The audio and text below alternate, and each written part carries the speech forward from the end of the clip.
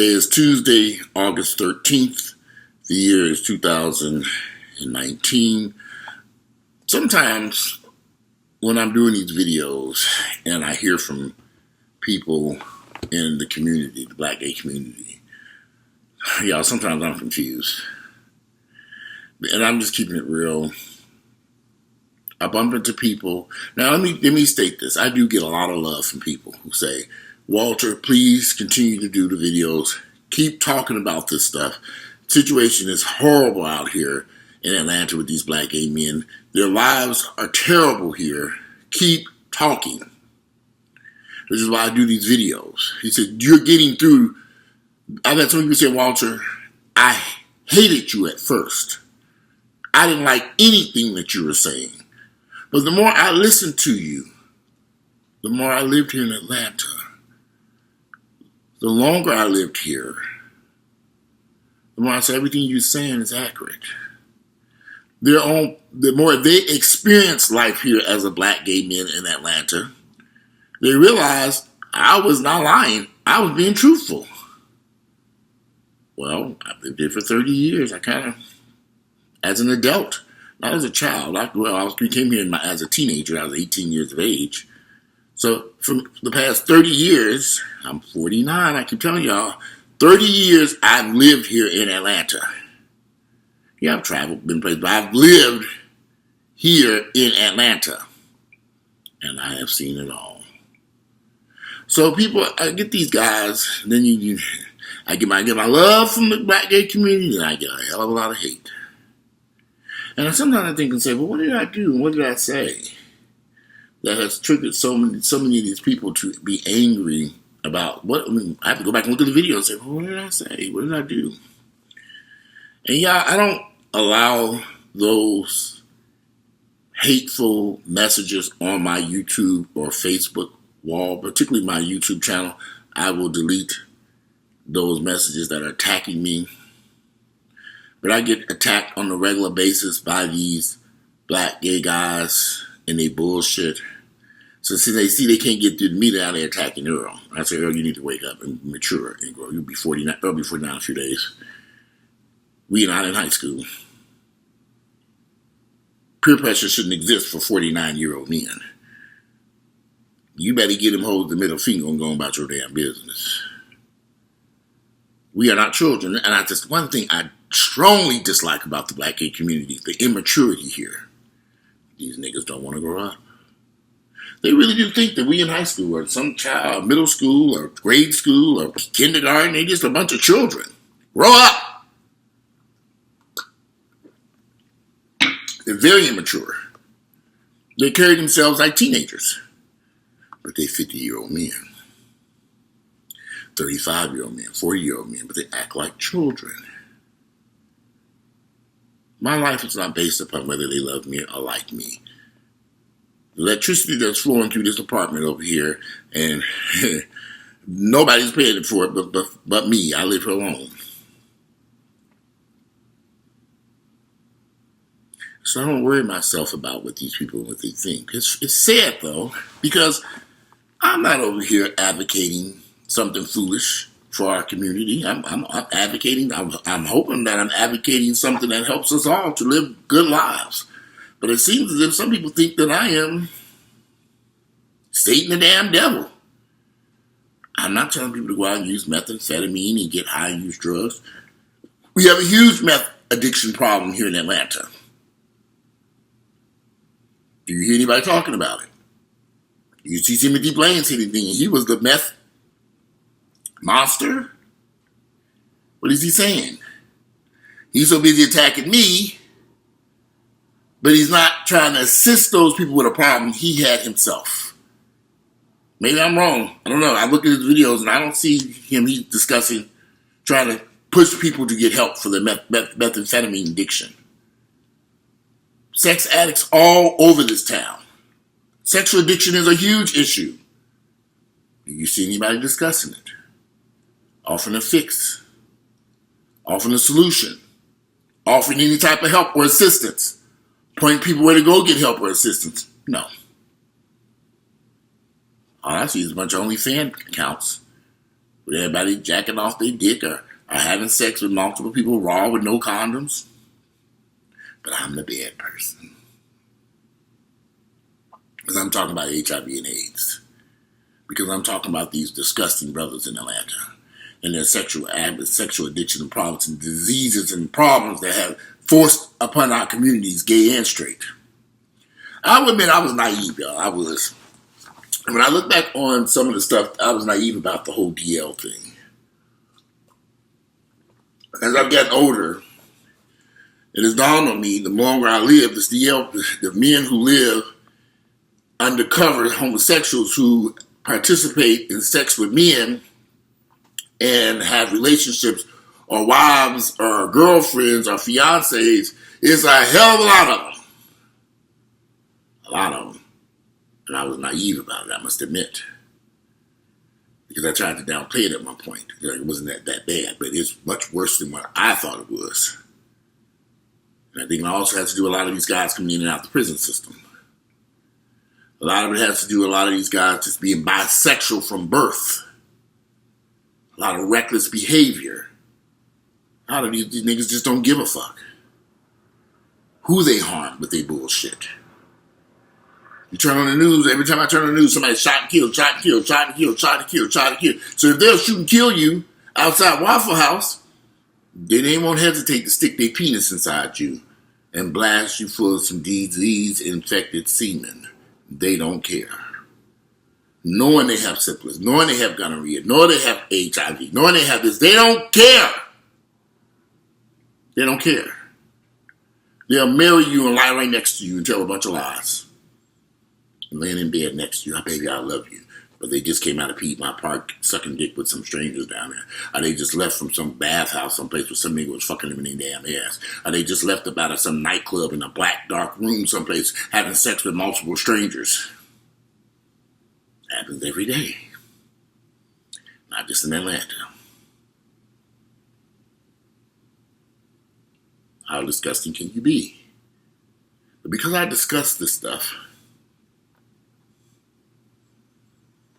because I'm not over here discussing Cardi B and Beyonce's latest song or the latest in fashions.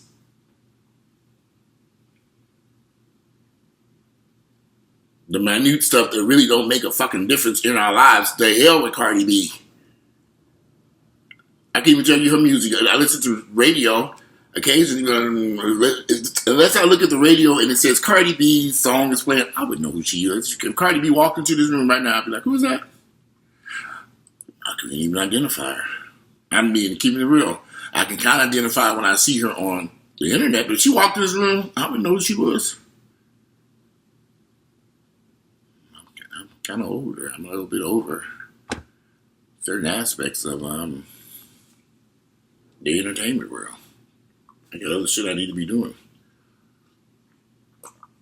Give a damn about the damn entertainment world. Don't give a shit about no damn Cardi B. Cardi B can go jump off a damn cliff as far as I'm concerned. I'm not really into it. Remember, when I was younger, in my teenage years, I was interested in entertainment, maybe in my 20s. I remember Janet Jackson had the Velvet Rope tour, and back in the 90s when Janet Jackson was around, Madonna had the, what was that album? Madonna, Janet Jackson, Pearl Jam. I remember stuff from the 90s when I was that age. I'm 50 now. I couldn't tell you what's on the top 10 radio. I have no clue. Sometimes I'll be watching TV and they say, this is this week's top 10. Now I look at them and say, never heard of none of them artists. People, who are those folks? A little bit older for that mess. And that's cool. That's part of the aging process, lead up to little teenagers and stuff. I got other shit to work on, like what I'm doing with my YouTube channel that I've received so much hate and criticism from.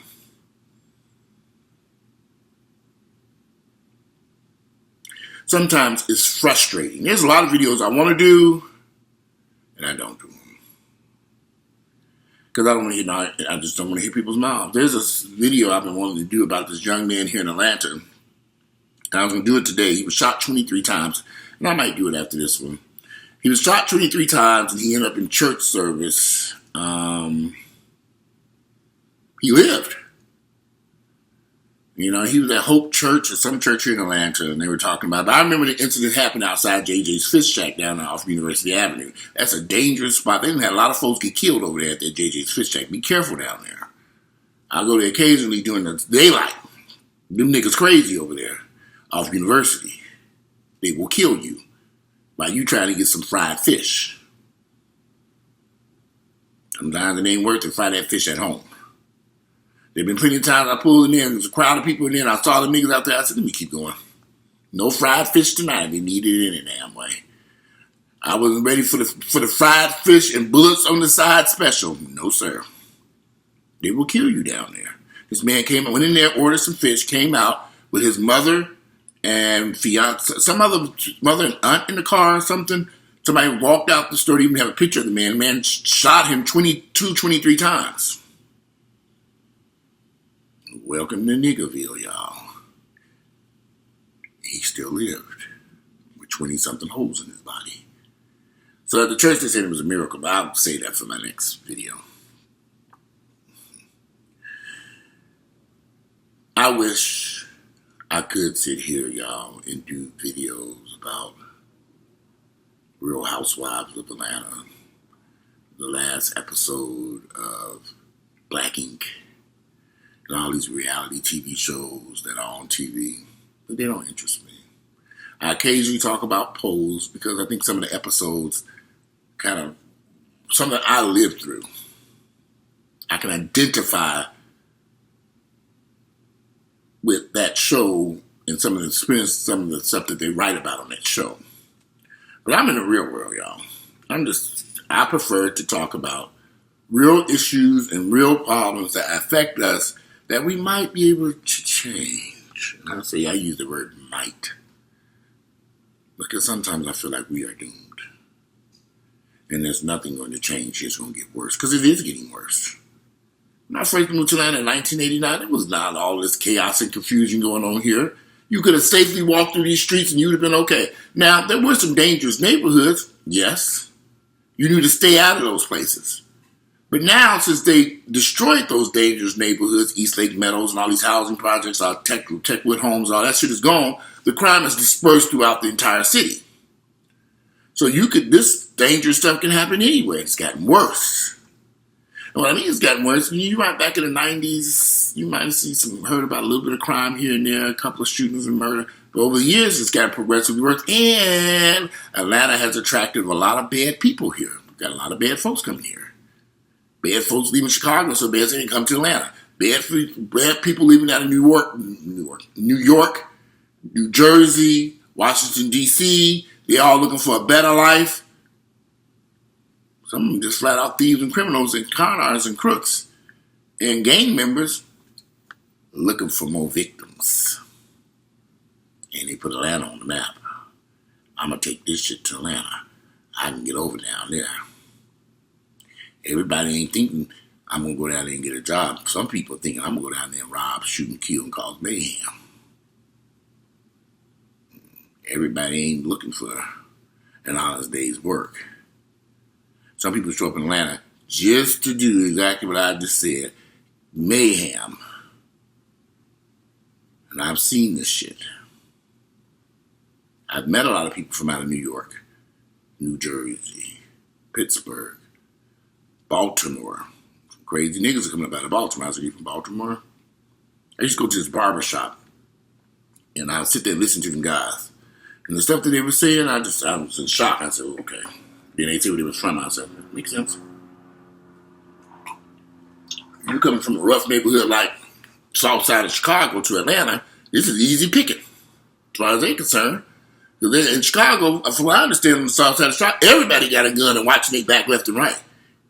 See, they can come down here with their foolishness, their daily mentality, and kind of get away with some shit. Where in Chicago, they would have been shot dead immediately. And their children, too. Atlanta's starting to get to that point. They know they got a bad, bad gang problem here under the surface of Atlanta. They're trying to keep, shush, don't say nothing.